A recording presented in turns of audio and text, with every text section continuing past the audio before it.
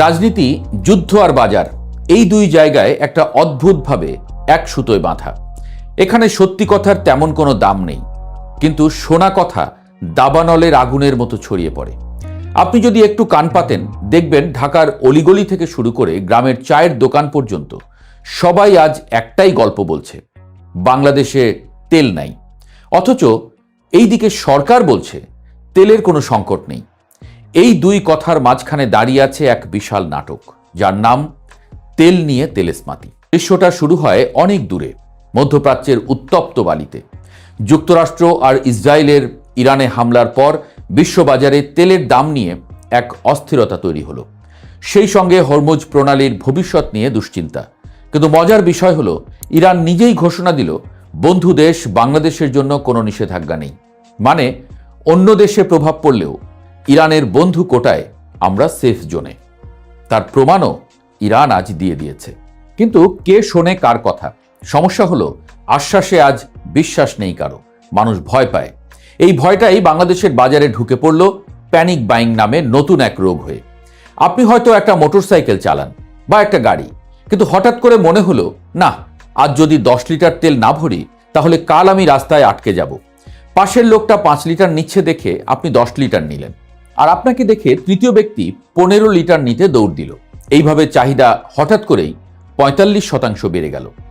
এখন ভাবুন, বাস্তবে তেলের কোনো ঘাটতি না থাকলেও সবাই যদি একসঙ্গে বেশি বেশি কিনতে শুরু করে, তাহলে কি হবে?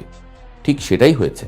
ফিলিং স্টেশনে লাইন এমন লম্বা হয়েছে যে দেখে মনে হয় যেন ঈদের আগে বাসের টিকিট বিক্রি হচ্ছে। কেউ গাড়ি নিয়ে দাঁড়িয়ে, কেউ মোটরসাইকেল নিয়ে, আবার কেউ বোতল, ড্রাম, এমনকি বাইসাইকেলে করে মোটরসাইকেলের ট্যাঙ্ক খুলে এনে তেল নিতে এসেছে। গাইবান্ধার সেই বাচ্চু মিয়ার গল্প তো এখন প্রায় লোককাহিনীর মতো।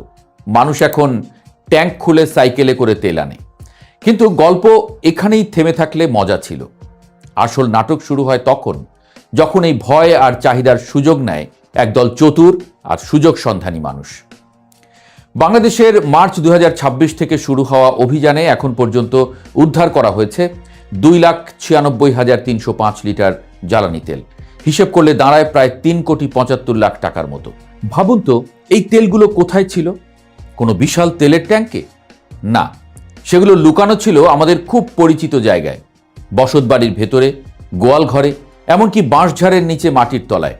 নাটোরে এক ব্যবসায়ী তো পুরো সিনেমার মতো করে বাঁশঝাড়ের নিচে ট্যাঙ্ক বসিয়ে 10,000 লিটার তেল লুকিয়ে রেখেছিলেন, যেন গুপ্তধন। সিনেমাকেও হার মানিয়েছে এই ঘটনা। আমরা ছোটবেলায় শুনতাম বাঁশঝাড়ে ভূত থাকে, এখন মনে হচ্ছে ভূত না থাকলেও তেল থাকে। এই মজুতদারির পেছনের যুক্তিটা খুব সহজ। আজ যদি তেলের দাম 110 টাকা হয় আর কাল সেটা 200 টাকায় বিক্রি করা যায়, তাহলে লাভটা কেমন দাঁড়ায়? এই লোভটাই বাজারকে নষ্ট করে দেয়, আর এই লোভের ফলাফল বিশৃঙ্খলা। তবে সবচেয়ে দুঃখজনক ঘটনা ঘটে নড়াইলে। নড়াইলে তেল না পেয়ে এক পাম্প ম্যানেজারকে ট্রাক চাপা দিয়ে হত্যার অভিযোগ উঠেছে। মাত্র কয়েক লিটার তেলের জন্য একজন মানুষ অন্য আরেকজনের জীবন নিয়ে নিলেন। ভাবুন, বিষয়টা কতটা ভয়ঙ্কর জায়গায় পৌঁছেছে। আবার কোথাও ফুয়েল কার্ড নিতে গিয়ে মানুষ মারা যাচ্ছে, কোথাও সেই কার্ড নিয়ে মারামারি। লালমনিরহাটে তো তেল নিয়ে ঝগড়া কাদামাটিতে গড়িয়েছে। মানুষ লিটারেলি কাদায় গড়াগড়ি খেয়ে মারামারি করছে। এই দৃশ্যগুলো শুনলে মনে হয় আমরা যেন কোনো সভ্য সমাজে না, বরং কোনো যুদ্ধক্ষেত্রে বাস করছি। তেলের পাম্পগুলোতে কিলোমিটার জুড়ে লম্বা লাইন, আর কোনো পাম্পে ঝুলছে তেল নেই সাইনবোর্ড। কোথাও আবার পুলিশ তেলের পাম্প এসে পাহারা দিচ্ছে। কিন্তু আসল প্রশ্ন হলো, এই অবস্থার জন্য দায়ী কে? সরকার বলছে তেলের কোনো সংকট নেই। বিদ্যুৎ মন্ত্রী সংসদে দাঁড়িয়ে বলছেন এই দীর্ঘ লাইন আসলে বাস্তব পরিস্থিতির প্রতিফলন না, বরং মানুষের অতিরিক্ত কেনাকাটার ফল। জ্বালানি বিভাগের কর্মকর্তারাও বলছেন এটা মনস্তাত্ত্বিক সমস্যা। আমরাও তা বিশ্বাস করতে চাই। অন্যদিকে সমাজ বিশ্লেষকরা বলছেন এটা আমাদের সামাজিক বৈকল্য। সংকট দেখলেই আমরা হুমড়ি খেয়ে পড়ি, যেন আগে নিলে বাঁচব, না নিলে শেষ। এই দুই বক্তব্যের মাঝখানে দাঁড়িয়ে সাধারণ মানুষ। সে রাস্তায় বেরুলেই দেখছে পাম্পে লাইন, দোকানে তেল নেই লেখা সাইনবোর্ড, আর খোলা বাজারে দ্বিগুণ দামে তেল বিক্রি হচ্ছে। তখন সে কাকে বিশ্বাস করবে? সরকারকে নাকি নিজের চোখকে? এই জায়গাটাতেই তৈরি হয় কৃত্রিম সংকট। বাস্তবে তেল আছে কিন্তু বাজারে নেই, কারণ সেটা আটকে আছে কারো গুদামে, কারো বাঁশঝাড়ে কিংবা কারো লোভের ভাঁড়ারে। বাংলাদেশের 64 জেলায় এখন অভিযান চলছে, 1053টির বেশি মামলা হয়েছে। কিন্তু প্রশ্ন হলো, এই অভিযান কি মানুষের মানসিকতা বদলাতে পারবে? কারণ সমস্যাটা শুধু তেলের না, সমস্যাটা আমাদের চিন্তার। আমরা সংকটকে ভয় পাই, কিন্তু সেই ভয়কে ব্যবহার করে অন্য কেউ লাভ করছে, এই বিষয়টা আমরা বুঝি না। আমরা ভাবি, আমি যদি একটু বেশি নিয়ে রাখি সমস্যা কি? কিন্তু একই চিন্তা যদি 10 লাখ মানুষ করে, তখন সেটাই হয়ে যায় জাতীয় সমস্যা। এই পুরো ঘটনাটা একটা আয়নার মতো। এখানে আমরা নিজেদেরকে দেখতে পাই, আমাদের লোভ, আমাদের ভয়, আমাদের অস্থিরতা সবকিছু একসঙ্গে ধরা পড়ে।